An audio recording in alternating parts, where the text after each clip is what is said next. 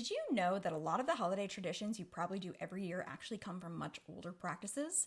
You may already know that the Christmas tree isn't originally a Christian symbol, but did you know that the lights, the feasting, and even the gift giving also come from older solstice and midwinter rituals? Christmas didn't start as one unified holiday. It built itself out of whatever people were already doing in December to deal with the cold, the dark, and the general is the sun ever coming back energy. The evergreens, aka what we now call Christmas trees, are a perfect example. People in Northern Europe were bringing greenery into their homes long before Christianity. During Yule, because evergreens were literally the only thing that stayed alive. When the world felt dead and frozen, the greenery was this reminder that life hadn't disappeared. It was kind of a form of reassurance.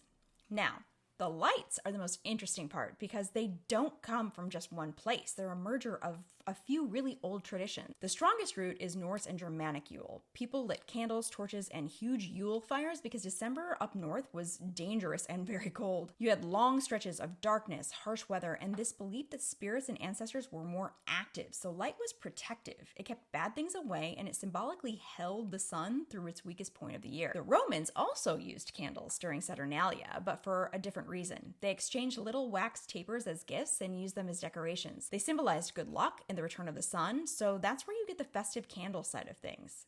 And then you have the broader December light symbolism across the region, including Hanukkah, where light meant survival, resilience, and continuity. Obviously, it didn't create Christmas lights, but it reinforced the idea that light is a symbol of the season.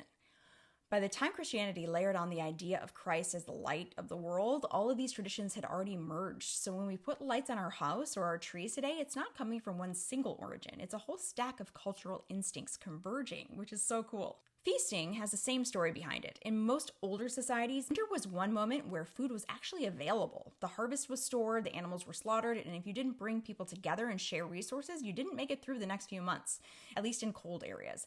So the big December meals weren't meant as an indulgence. They were strategic and communal. Okay, so what about gifts?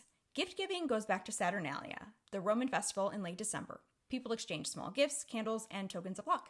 And the whole social structure loosened up for a few days. It was lighter, chaotic, and was meant to kind of shake off the heaviness of the season. So when people say traditional Christmas, they're actually talking about a blend of a lot of different traditions.